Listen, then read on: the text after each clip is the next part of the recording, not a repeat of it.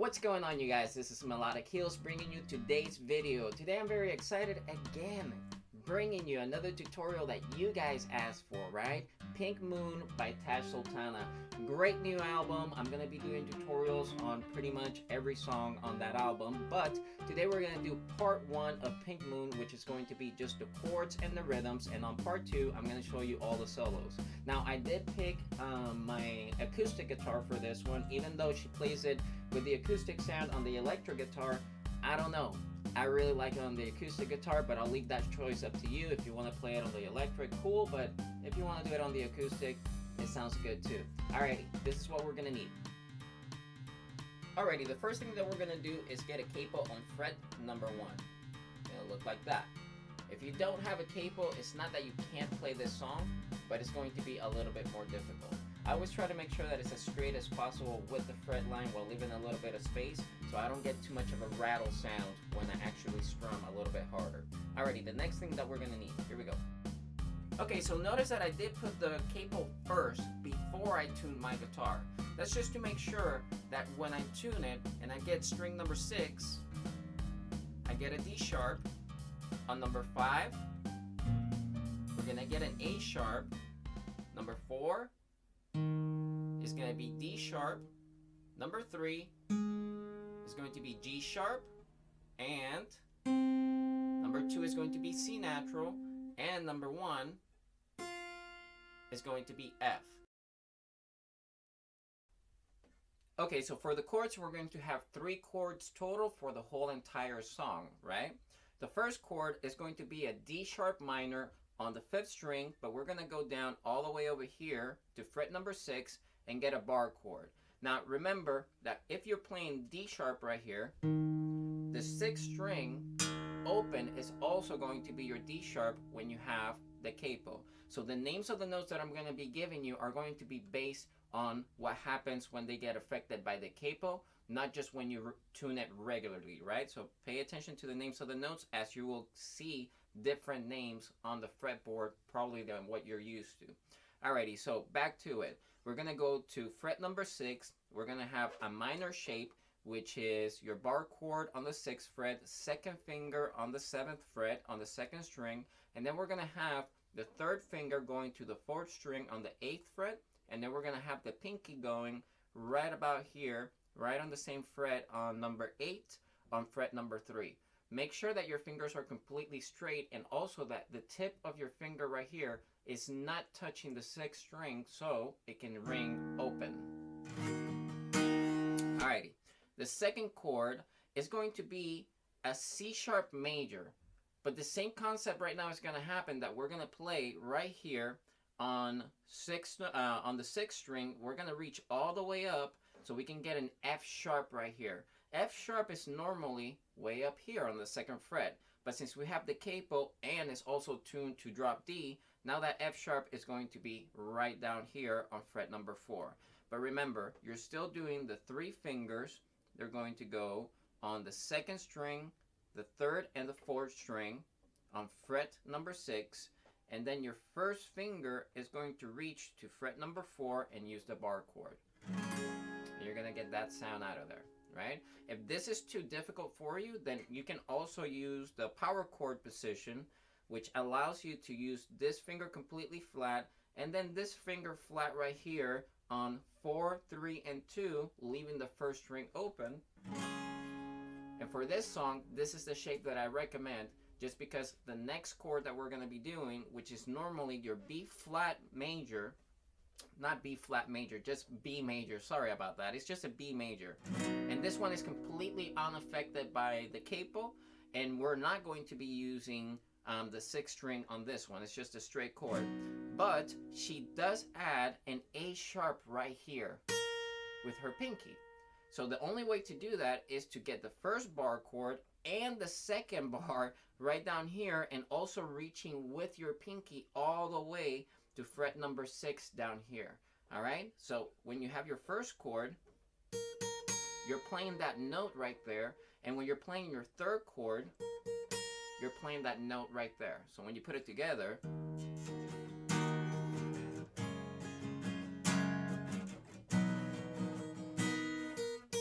see? And it's not that you have to play it. You can just play the B major chord if you want to. Just go ahead and do that. I just really hear this note being played. So I still try to add it. And although it's a big stretch right there, you can just keep it at a B, right? So remember, D sharp minor, 6th string open, C sharp major with F sharp on the 6th string. And then we're going to have a B major adding an A sharp right here. And those are the chords. Let's do the rhythm. Okay, so the rhythm is actually very basic. It's just going to go bass, up, down, up, down, up, down, up. That's it. Bass, up, down, up, down, up, down, up. That's your first rhythm. When you go to the D sharp chord, you're going to play number 6 open. Up, down, up, down, up, down, up. Second chord, F sharp right here with the C sharp major chord. Bass, up, down, up, down, up, down, up. And then when you go to the third chord, which is your B major chord, adding the pinky right here to that A sharp, that one is going to be two full rounds. So we're going to go up, down, up, down, up, down, up, down, up, down, up, down, up, down, up, down, up, down, up, down, up, down, up, down, up, down, up. So that one, remember, is down, up, down, up, down, up, down, up, down, up, down, up, down, up, down, up. Okay? Now, when you put it together, bass, up, down, up, down, up, down, up, up, down, up, down, up, down, up.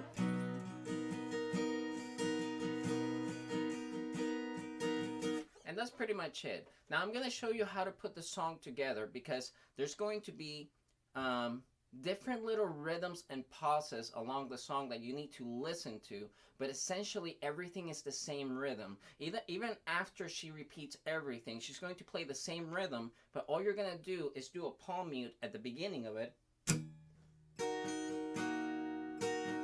Second chord, palm mute. Palm mute again on the third chord.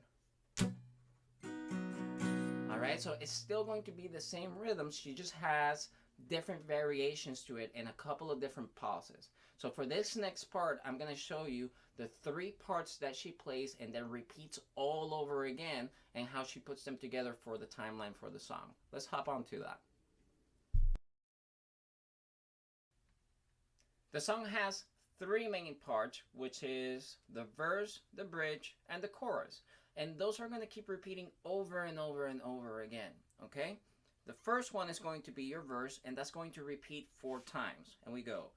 I'm not going to repeat it 4 times, but it's 4 times, and we go.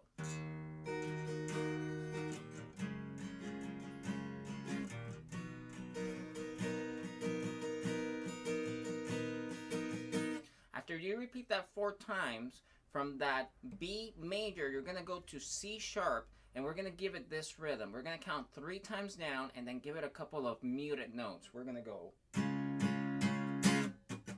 1, 2, 3, 4. So we go 1, 2, 3, 4. Muted notes. You just release your fingers a little bit, or you can just give it that. So we go.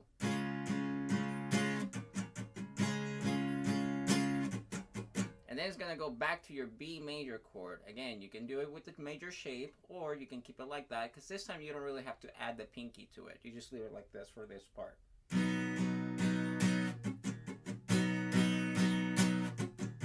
And that's going to repeat 2 times. After you do that 2 times, you're going to go back to the main chords one more time, but this time you're going to open up the string. Just...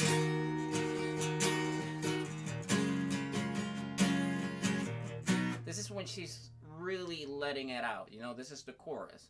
So all together, intro, which is the verse, bridge 2 times, and then the main chorus, which is the same as the beginning, just played open string rather than bass and, you know, little arpeggios here and there. So we go.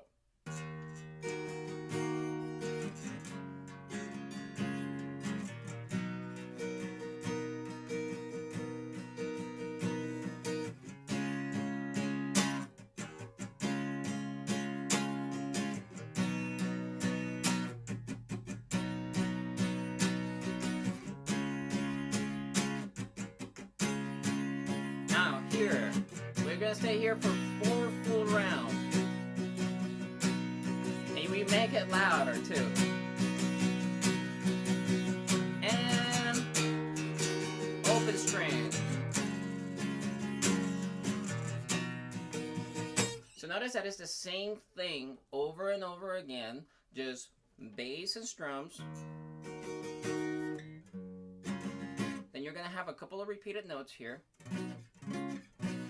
between the B and the C sharp chord going back and forth. Remember to add the little, muted notes. And then there's going to be 4 full rounds right before the chorus. It's very audible. She stays on that one chord the whole time.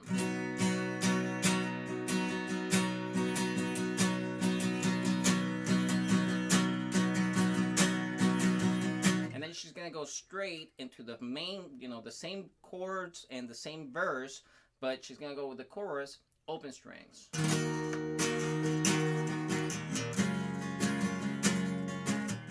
Right? So once you do that another 4 times, what's going to happen is that she's going to go back to the very beginning of the song again, but this time is when we're going to add those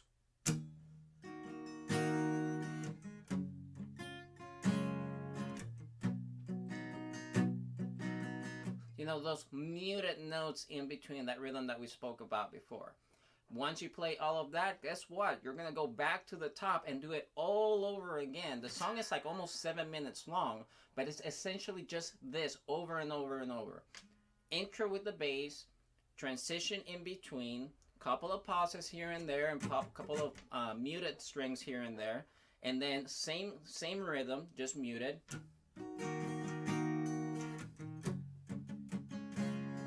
Right? And then after that, it repeats everything again. Alrighty, you guys. Last thing. Alrighty, you guys. That was part 1. Make sure to practice those chords. Make sure to practice those rhythms. And always push yourself. This is all about pushing yourselves and always making yourselves better every single day. Otherwise, I'm wasting my time. But as always, if you liked it, like, comment, share, subscribe, turn on the notifications, and keep an eye out for part 2 where I'm going to show you all the solos. Alrighty, with a lot of love, Melodic Heels out. Catch you later.